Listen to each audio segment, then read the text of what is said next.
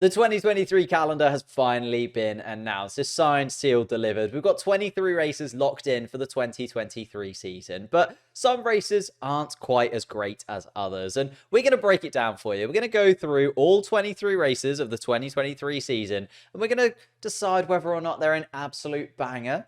And you just have to watch it. Book off the entire weekend, watch the free practices, the qualifying, all of it. Whether it's a must watch, like you got to watch the race, maybe the qualifying, but anything else, don't worry too much. It's on, but is it on? Maybe it's on in the background, maybe you're doing something else, but it's still there and it's worth having a watch. Highlights only, don't worry about booking the day off, just catch the highlights at the end of the day, or don't even bother doing that because it's just still not worth watching. First track of the calendar, I feel like, even though it's not the best Grand Prix of the season, it doesn't often deliver exceptional races, apart from 2022, where actually the battle between Max Verstappen and Charles Leclerc was sensationally good. But because it's the first race and because we don't really know how all the drivers have been, it's a little bit of a catch-up race, isn't it? You get to see all the drivers again. They're all in their new cars. They've got their new race suits on. It's very nice, and I feel like it's a must-watch, but purely and simply because it's the first race of the season. I'm going to argue that the two Saudi Arabian races that we've had so far have been absolute bangers, but we've only had two, so it's difficult to know where Saudi Arabia really has to sit. But so far, so good for Saudi Arabia. Two Grand Prix, one of them absolute chaos, one of them really entertaining. You can't really complain. Australia. Oh, I don't know how I feel about Australia, I think it used to be a must-watch because it was the first track of the season. Now it might be, it's on, but is it on? You put it on, it's in the background, sometimes something happens, you have a little look over, you're like, ooh, that happened. And then you get back to what you were doing. Azerbaijan, what do we do with Azerbaijan? I feel like it does indeed go in a must-watch. It goes in a must-watch because of the sprint race that is coming up this year. And because it usually does deliver some kind of drama, whether or not it's a Max Verstappen crash, whether or not it's a Ferrari falling apart. It usually adds a little bit of something and something. Miami is an interesting one because the spectacle around it, like the drivers coming into Miami, will be having a great time. They'll be partying, they'll be dancing, there'll be a stage of some kind that the drivers will be on. It'll be an interesting watch. But then when it gets to the race, it probably actually won't be that good. I'm going to put it highlights only. Highlights only for Miami. Maybe if they make a few changes to the track, it could go a little bit higher in the future. But as it stands right now, it's a highlights only. Imola is an interesting one for me because Imola, you have the mixed weather conditions. You have a little bit of kind of DRS trains going on though as well. But Lando Norris also gets on the podium in Imola. I feel like it's on, but is it on kind of vibe for me. It's probably a little bit drizzly in Imola. There's maybe a red flag stoppage at some point in the qualifying or in the race. It's on, but is it on? Monaco. What can we say about Monaco? Just don't bother. It's basically a parade. It's not a race at this point in Formula One. I know last year was actually pretty good, but that's only because it turned into some kind of monsoon season for the Monaco Grand Prix, and Sergio Perez winning was very entertaining. But overall, the Monaco track just doesn't quite work when it comes to Formula One anymore. The cars are too long, they're too wide, and the street circuit's too narrow. Don't bother watching Monaco. Just, you'll find out about it because it's Monaco. Spain, though, you can have 2 weeks off in a row, basically. Monaco, back-to-back with Spain, is snooze fest, followed by pretty much snooze fest. Spain is one of those tracks that the drivers just know, if anything, a little too well. They do a lot of testing in Spain. It's a good all-rounder circuit, but because it's also a good all-rounder circuit, it doesn't really suit anyone in particular. It's a don't bother, have a couple of weeks off, and come back for the next Grand Prix, which is Canada. And Canada, in my mind, has to go in absolute banger. But I feel like for the generic Formula One fan who isn't biased around the Canadian Grand Prix and the links to that Grand Prix that Jenson Button won back in the day, I think it goes in must watch. It usually delivers a very entertaining Grand Prix. And I'm going to put Canada in must watch. But again, might go a little bit higher. Might go into absolute banger.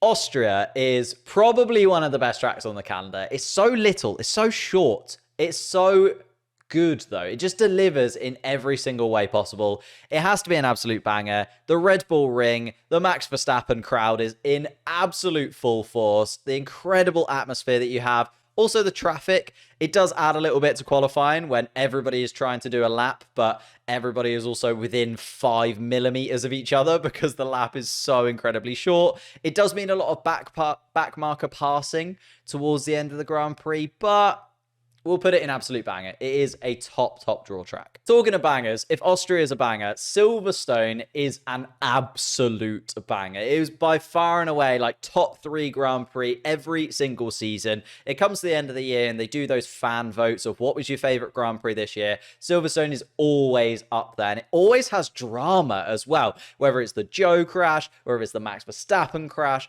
something happens at Silverstone which has an impact on the rest of the season. And I absolutely love it. It's my home Grand Prix as well. It goes in absolute banger. And you know what? The bangers don't stop there. The bangers certainly do not stop at Silverstone, because after Austria, after Silverstone, you've got the Hungary Grand Prix, and Hungary is always an absolute banger as well. Just think back a couple of years ago, Esteban Ocon's maiden victory in Formula One amongst the chaos. Lewis Hamilton starting a Grand Prix all by himself. Spa, this is going to be probably a controversial one, to be honest with you, because I know that Spa is loved. It's one of those Formula One tracks that just screams Formula One to me. And therefore, I think it's a must-watch. I think it's a must-watch. It's definitely edging towards absolute banger sometimes, but then also sometimes the weather can be a little bit of a burden for Spa, like 2021 when it just rained and rained and rained. Nikita Mazepin did get the fastest lap of the Grand Prix. That was then snatched away from him quite entertainingly. Then we move across to the Netherlands, the home of Max Verstappen. The Orange Army is out in full force. And even as a McLaren fan and all the orange that is around, I think it goes towards the bottom of this tier list. For me, it's going to be a highlights only. The track itself is beautiful and it's such a spectacle in terms of the atmosphere, but the race is just a little bit dull. Monza, the home of the Tifosi, the home of Ferrari, arguably one of the homes of Formula One. I think it's a must watch. Again, usually delivers something a little bit special. When we go to Monza, something happens. And of course, it is always nice to see all the Ferrari fans out in full force. It's maybe one of the more boring tracks if you actually look at the setup of it, but it delivers good racing. So can't really argue with it. All right, Singapore comes after Monza, and I'm going to try not to be biased. Obviously, I love Singapore. I've literally got a track of it on my wall. But in terms of an overall Grand Prix, am I going to watch the entire weekend? Yes. Am I just going to kind of have it on in the background at points? Yes, I think so. I think Singapore goes in, it's on, but is it on? And that's me trying to be as little biased as I possibly can be. After Singapore comes Japan. And for me, Japan is one of those tracks that maybe the Formula One fans don't love too much, but the Formula One drivers absolutely adore. Sebastian Vettel goes on about Japan like it is his favorite thing to do on the entire planet. I don't know, though, in terms of the racing, it's pretty tricky to get behind Japan sometimes. Plus, a little bit of bias here. As somebody in the UK, 6 a.m. getting up for Japan when it then rained for 2 hours and we only got half of a Grand Prix. It's somewhere between it's on, but is it on, and must watch. For Sebastian Vettel, because he's not in Formula One anymore, I'm going to put it in a must watch. Qatar is an interesting one for me because it's obviously come back onto the Formula One calendar now, but it'd be interesting to see what Qatar is actually like now that it's had the FIFA World Cup, whether or not Lionel Messi will come and do a podium ceremony. That would be exceptional to see. But I think it sits in highlights only.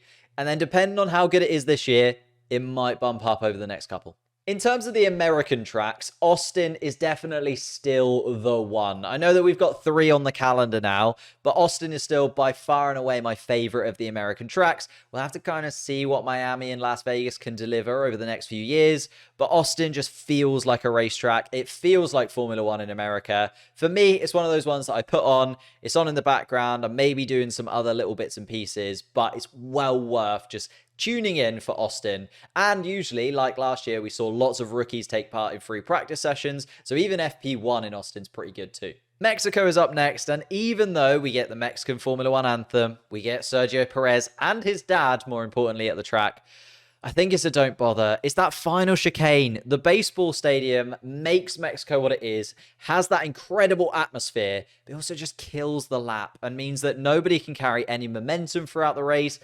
Yeah, Mexico for me, it's a don't bother.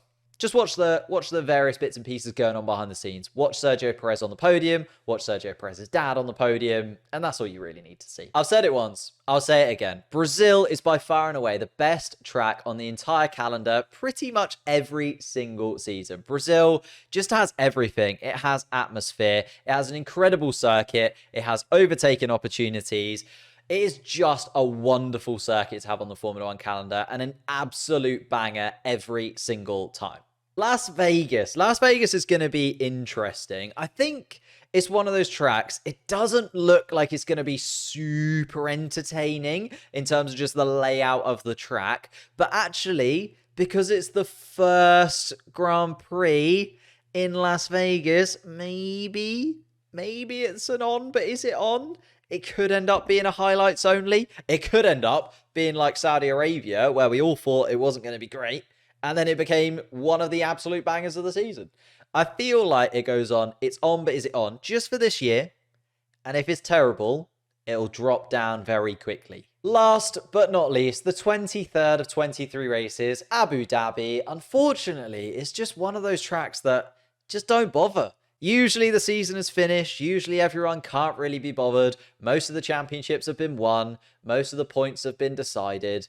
And therefore, it's just a don't bother. It's a bit dull. 99% of the time. All right, 2021, I'll give you that one. But the rest of the time, it's a don't bother for me.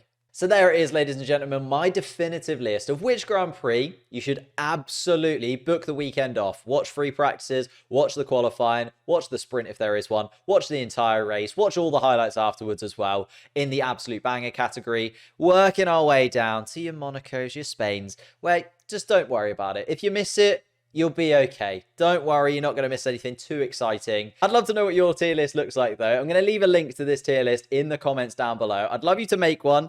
If you haven't already, leave a like on this video, of course. Subscribe to the channel if you are new, and I will see you next time.